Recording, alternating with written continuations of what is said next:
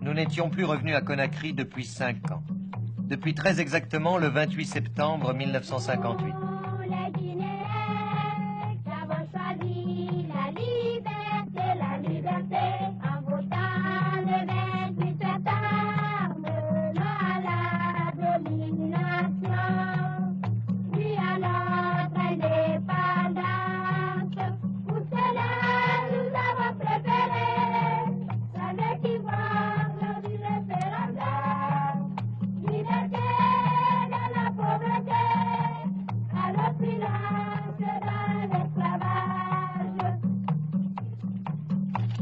Oui, ce jour-là, 28 septembre, les Guinéens ont choisi.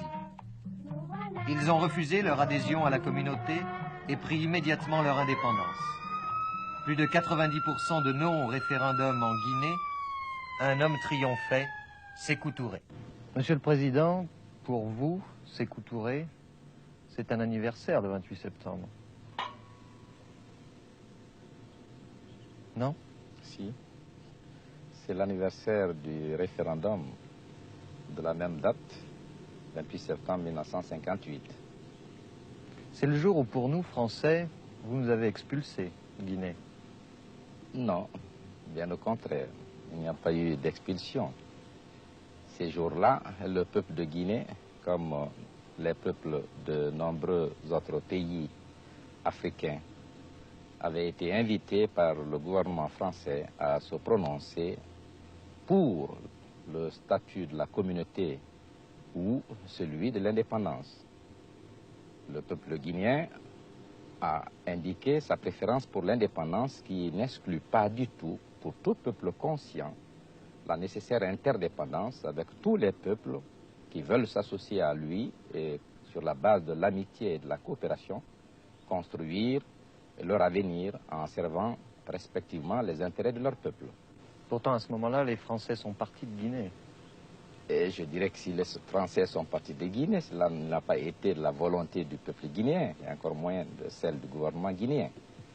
Nous avons toujours fait appel à la coopération fraternelle des Français, et j'ai l'avantage et la joie de dire que nombreux Français sont restés. Ils nous ont fait confiance, ils sont encore dans le pays, ils coopèrent au développement économique et social de notre pays. Avez-vous eu jamais l'impression d'être menacé ici? Jamais. Jamais. Ça... Ni d'expulsion? Ben, écoutez, tout dépend de votre comportement, de vos actes et des paroles que vous pouvez prononcer. C'est ça, évidemment. Ça, si vous cherchez les ennuis, vous en aurez. Ça, c'est pas spécifique à la Guinée. Mais depuis qu'elle nous a dit non, la Guinée a beaucoup changé. Elle a pris un faux air de pays d'au-delà du rideau de fer. L'avion qui nous a amenés à Conakry était un Ilyushin 18 comme tous ceux qu'emploie la compagnie Air Guinée. Dans les rues circulent des Moskvitch, Volga et Skoda, des camions de fabrication russe et tchèque.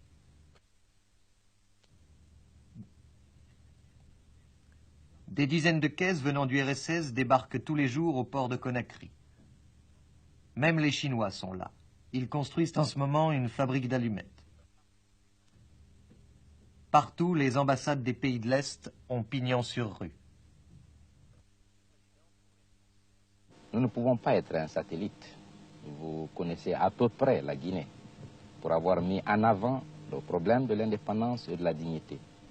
Nous estimons que l'état matériel d'un pays ne saurait en aucun cas être une raison de le dépouiller de ce qu'il considère le bien suprême, la liberté et la dignité. La Guinée a signé un certain nombre d'accords avec l'Union soviétique, comme elle a signé un certain nombre d'accords avec nombreux autres pays.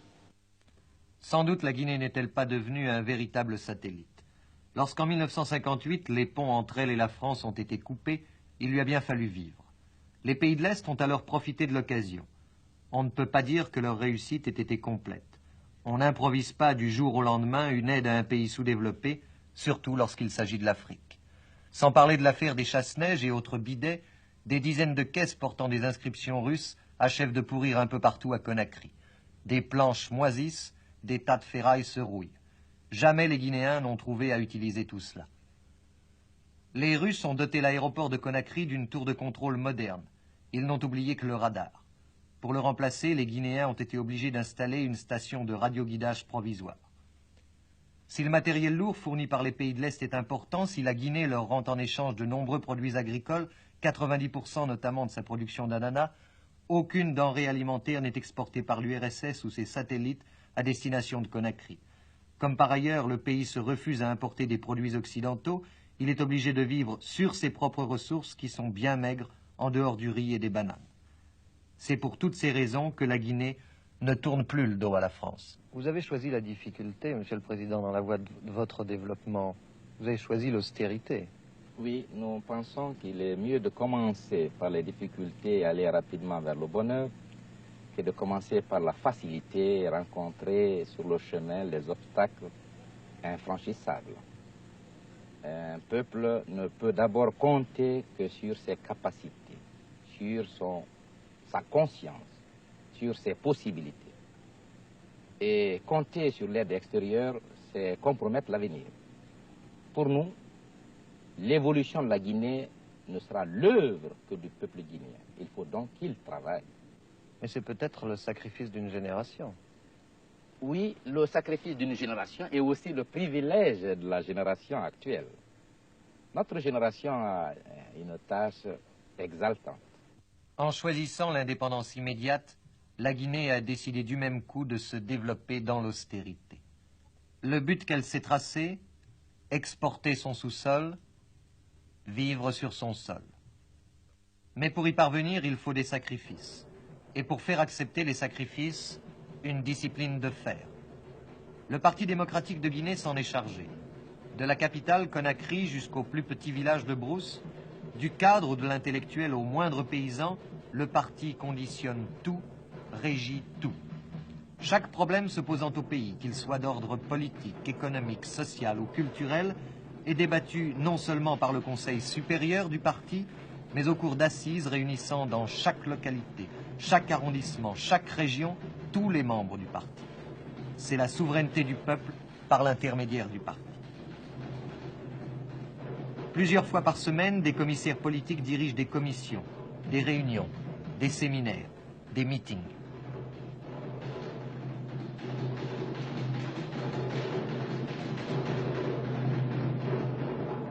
Dans Conakry même, la Voix de la Révolution diffuse ses mots d'ordre par le canal de haut-parleurs, plus nombreux là-bas que les lampadaires de l'éclairage public.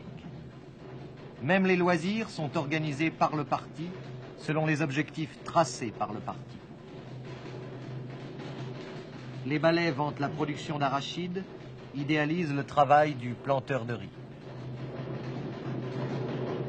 Vous faites de l'action psychologique? De l'action psychologique, non. Mais une action... Des réunions sans arrêt, même les divertissements sont orientés.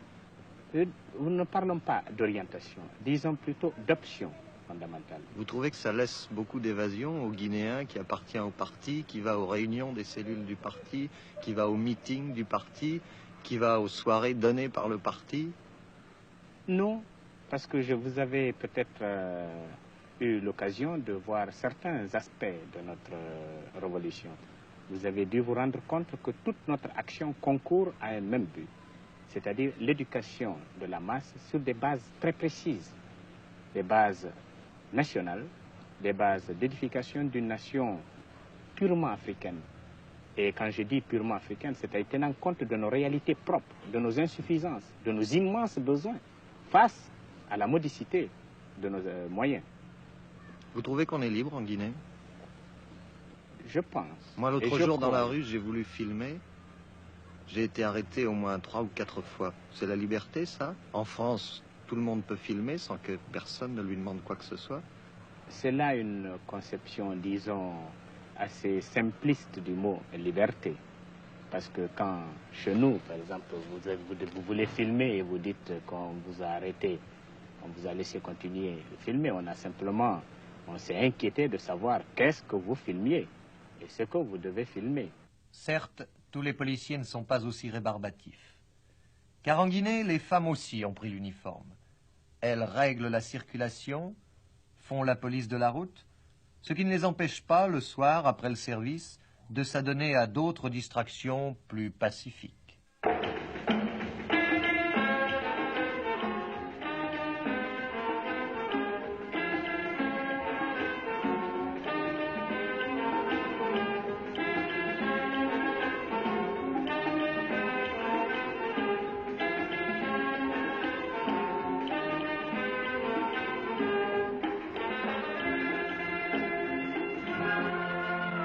En mobilisant toutes les volontés, la Guinée a voulu vraiment prendre la responsabilité de la conduite de ses affaires. Profitant de leur situation de château d'eau de l'Afrique, utilisant la force de leurs cours d'eau, les Guinéens ont construit des barrages, des centrales électriques. Les bases d'une industrialisation sérieuse ont été lancées, comme en témoigne l'imprimerie Patrice Lumumba, les chantiers de construction des usines et des grands hôtels de Conakry, la briqueterie de Kobaya qui produit déjà 50 000 briques par jour. Là, hommes et femmes travaillent côte à côte, car une des grandes conquêtes de la révolution de Guinée, c'est la libération sociale de la femme, son égalité avec l'homme devant le travail. La législation sociale est d'ailleurs là-bas très avancée. Enseignement gratuit jusqu'au baccalauréat, sécurité sociale intégrale, justice entièrement gratuite, impôts personnels supprimés au profit des contributions indirectes.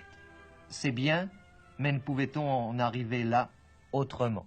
Vous savez, Monsieur le Président, quelquefois, on pense que la Guinée a choisi la voie la plus difficile, parce qu'enfin, en 1958, vous avez voté non.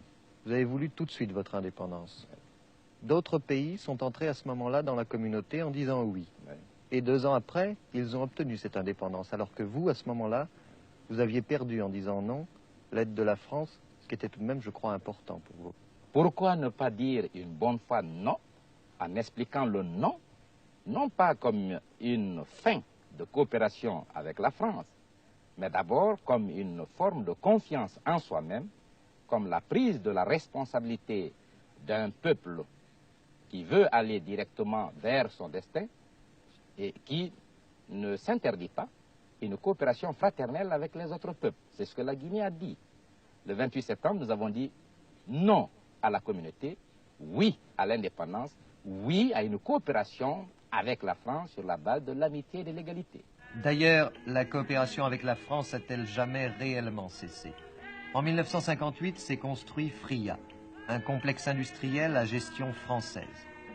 En pleine brousse, à 160 km de Conakry, c'est la 3e usine d'alumine du monde. 480 000 tonnes y sont produites chaque année. 1200 employés européens, 1 millier d'ouvriers guinéens. En 2 ans, une ville champignon a poussé pour abriter le personnel de cet important combinat.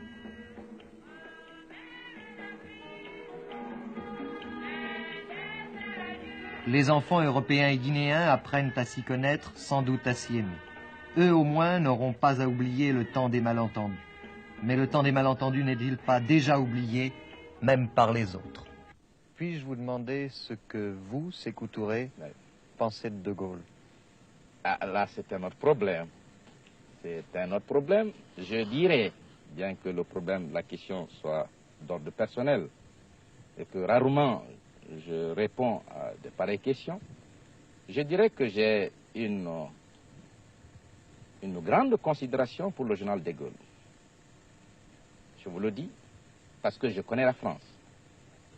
Parce que je sais la mutation politique qu'il a pu opérer en un minimum de temps. Je sais surtout les graves problèmes qu'il a abordés et qu'il a pu résoudre, sans que l'unité nationale n'ait été mise en cause en France, et même l'indépendance de la Guinée. Nous pourrons dire que nous la devons au général de Gaulle. Il n'aurait pas posé de manière très nette le choix entre le statut de la communauté et le statut de l'indépendance. Certes, la Guinée, dans le temps, aurait obtenu son indépendance, parce qu'elle luttait pour cela. Mais peut-être, le 28 septembre 1958, elle n'eût pas été indépendante si le général de Gaulle n'avait pas posé assez clairement, en prenant toutes ses responsabilités face à l'opinion mondiale et à l'opinion française, en prenant toutes ses responsabilités, en disant qu'elle respecterait l'indépendance du pays qui aura choisi, le 28 septembre 1958, le sens de sa propre souveraineté.